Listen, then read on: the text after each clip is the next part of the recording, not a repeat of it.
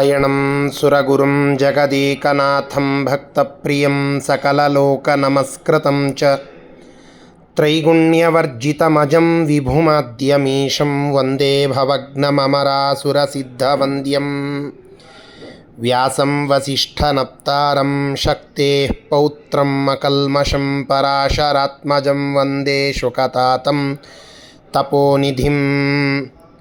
ಶ್ರೀ ಗುರುಭ್ಯೋ ನಮಃ. ಹರಿ ಓಂ. ವಿಷ್ಣು ಸಹಸ್ರನಾಮ ಸ್ತೋತ್ರದ 73ನೆಯ ಶ್ಲೋಕದ ಚಿಂತನೆಯನ್ನು ಇವತ್ತು ಮಾಡೋಣ. ಸ್ತವ್ಯಸ್ತವ ಪ್ರಿಯ ಸ್ತೋತ್ರಂ ಸ್ತುತಿಸ್ತೋತಾರಣ ಪ್ರಿಯ ಪೂರ್ಣಃ ಪೂರಯಿತಾ ಪುಣ್ಯಃ ಪುಣ್ಯಕೀರ್ತಿರನಾಮಯಃ. ಭಗವಂತನನ್ನು ಸ್ತವ್ಯ ಅಂತ ಕರೀತಾರೆ. ಯಾಕೆ ಪರಮಾತ್ಮ ಸ್ತವ್ಯ ಅಂತ ಕೇಳಿದರೆ, ಸ್ತೋತುಂ ಯೋಗ್ಯ, ಪರಮಾತ್ಮನನ್ನು ಅವನನ್ನೊಬ್ಬನನ್ನೇ ಪೂರ್ಣವಾಗಿ ಸಕಲ ಗುಣ ಪರಿಪೂರ್ಣ ಅಂತ ಹೇಳಿ ಸ್ತೋತ್ರ ಮಾಡಲಿಕ್ಕೆ ಸಾಧ್ಯ.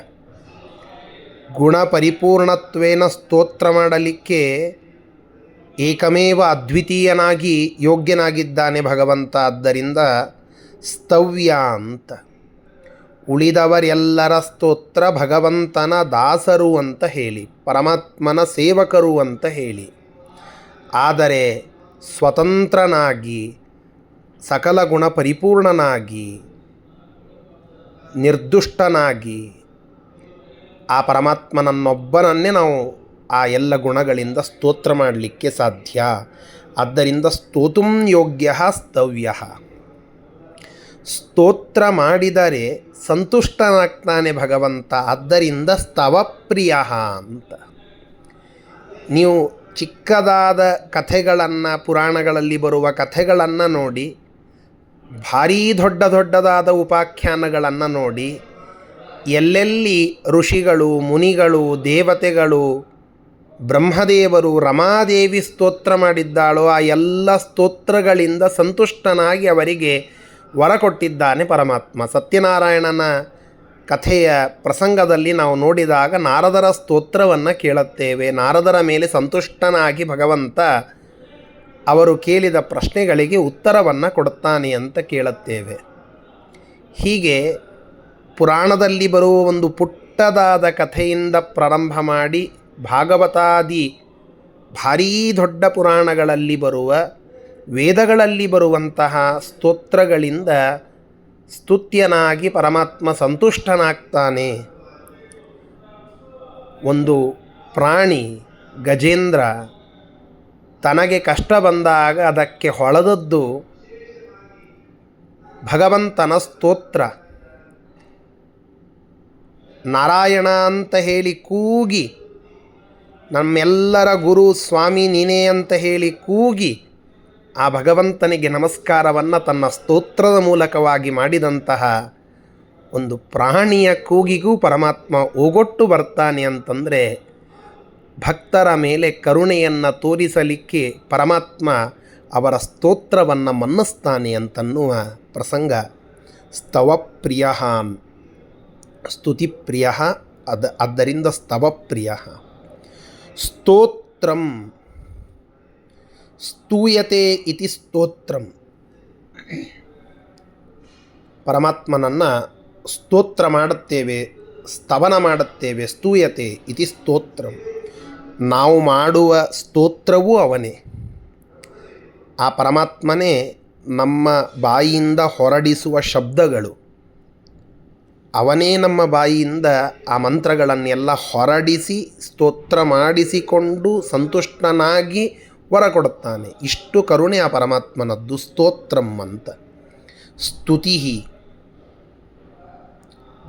ಜನಕರ್ತೃಕ ಸ್ತುತಿ ನಿಯಾಮಕತ್ವಾತ್. ಸ್ತುತಿ ಜನರಿಂದ ಮಾಡಲ್ಪಡುವಂತಹ ಸ್ತೋತ್ರಗಳಿಗೆ ನಿಯಾಮಕನಾಗಿದ್ದಾನೆ ಪರಮಾತ್ಮ.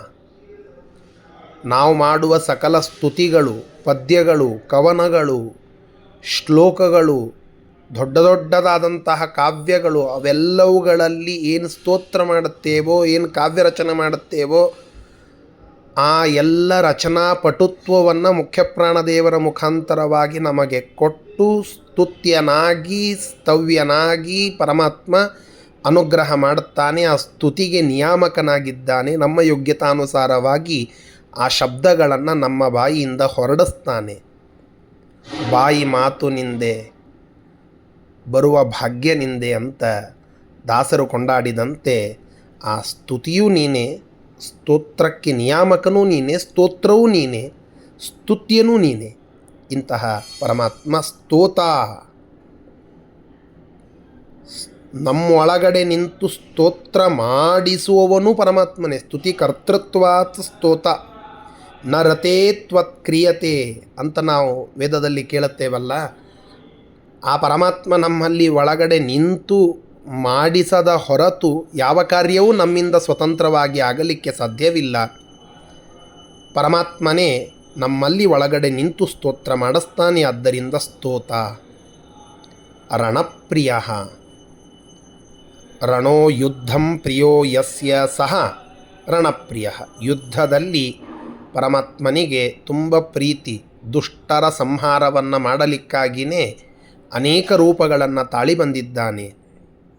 ಅಂತಹ ರಣಪ್ರಿಯ, ಯುದ್ಧದಲ್ಲಿ ಪ್ರೀತಿಯನ್ನು ಹೊಂದಿದವನು, ಯುದ್ಧದಲ್ಲಿ ಆಸಕ್ತಿಯನ್ನು ಹೊಂದಿದವನು, ದುಷ್ಟ ಸಂಹಾರದಲ್ಲಿ ಆಸಕ್ತಿಯನ್ನು ಹೊಂದಿದವನು. ಆದ್ದರಿಂದ ಆ ಭಗವಂತನನ್ನು ರಣಪ್ರಿಯ ಅಂತ ಕರೀತಾರೆ.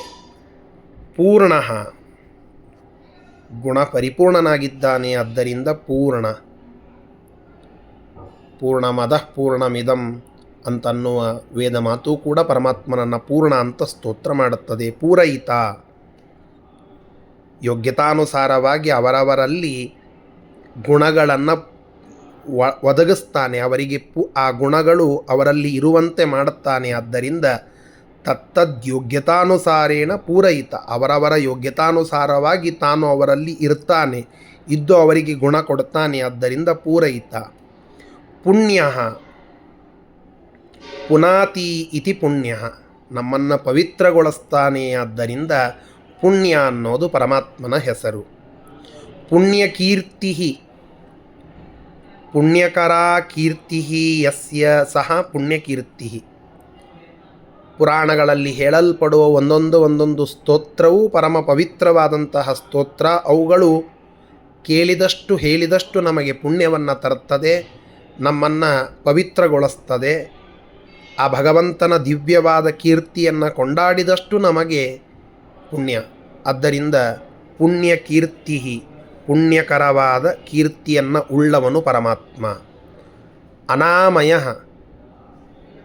ಅನಾಮಯ ರೋಗಶೂನ್ಯ, ಪರಮಾತ್ಮ ಯಾವ ರೋಗಗಳೂ ಕೂಡ ಆ ಭಗವಂತನಿಗೆ ಇಲ್ಲ. ಅಜಾಢ್ಯ, ಮುಖ್ಯಪ್ರಾಣದೇವರನ್ನೇ ನಾವು ಅಜಾಢ್ಯ ಅಂತ ಕರಿತೇವೆ. ಅಂದರೆ ಮುಖ್ಯಪ್ರಾಣದೇವರ ತಂದೆ ಭಗವಂತ ಸರ್ವಸ್ವಾಮಿ ಜಗದೀಶ್ವರ. ಅಂತಹ ಪರಮಾತ್ಮ ಅನಾಮಯ, ಯಾವ ರೀತಿಯಾದ ರೋಗಗಳೂ ಕೂಡ ಭಗವಂತನಿಗೆ ಇಲ್ಲ. ರೋಗಾದಿ ದೋಷಗಳಿಂದ ಲೇಪಿತನಾಗದೇ ಇರುವ ಪರಮಾತ್ಮ ಅನಾಮಯ ಅಂತ ಅನ್ನಿಸಿಕೊಳ್ಳುತ್ತಾನೆ. ಅಂತಹ ಪರಮಾತ್ಮನನ್ನು ಈ ಶ್ಲೋಕ ಸ್ತೋತ್ರ ಮಾಡುತ್ತಾ ಇದೆ. ಸ್ತುತ್ಯನು ಅವನೇ ಅಂತ ತಿಳಿಸಿದಂತೆ ಈ ಎಲ್ಲ ಶ್ಲೋಕಗಳಿಂದ ಸ್ತುತ್ಯನಾದ ಪರಮಾತ್ಮ ನಮ್ಮನ್ನು ರಕ್ಷಣೆ ಮಾಡಲಿ ಅಂತ ಪ್ರಾರ್ಥನೆಯನ್ನು ಮಾಡೋಣ. ಶ್ರೀಕೃಷ್ಣಾರ್ಪಣಮಸ್ತು.